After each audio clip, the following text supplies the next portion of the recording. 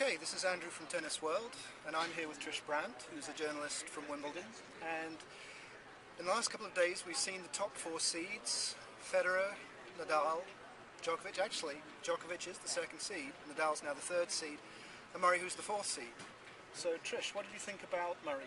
Well, I think Murray had a pretty straightforward opening match against Serbia. I don't think he struggled. He looked very good. I know he's coming off of some injuries, but he looked really healthy and he looked confident. And I think he pretty much sailed through that first match.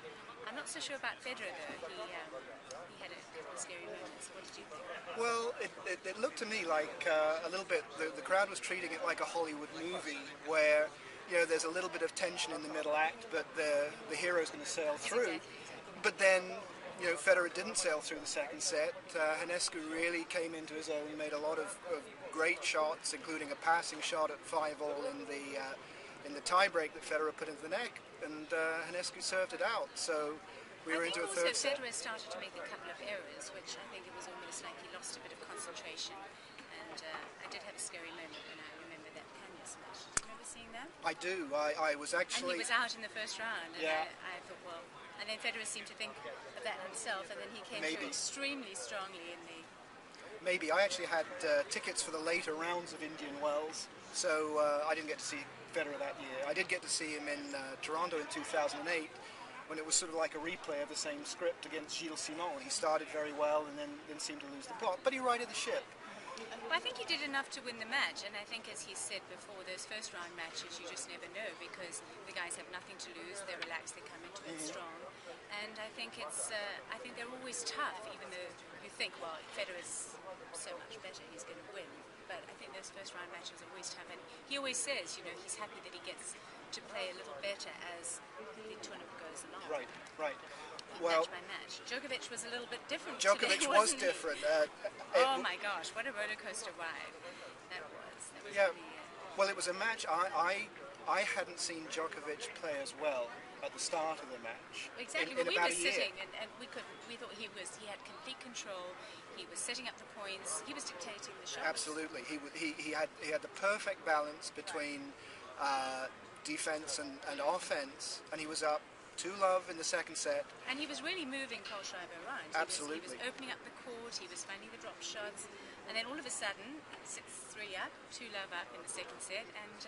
9 games later, Djokovic has lost 9 games in a row. 9 games in a row. And is looking at love 3 and break point on his own serve, and he actually saved 2 break points in that game. Then he went on his own run of 4 games. Then Kohlschreiber went on a run of 2 games.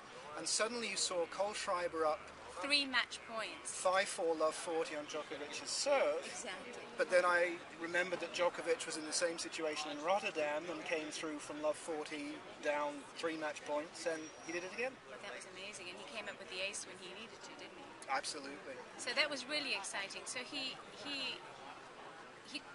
as you said, his body language in that match was quite. It was really open, wasn't it? You could see that he was struggling. We don't know what he was struggling with because he started so strong.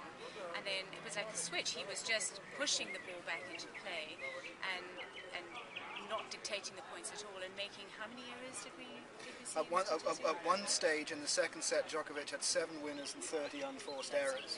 And you could see from his body language when he was struggling, and then you could see later on that somebody flicked a switch and he was going. Nothing like that for Nadal, though. No.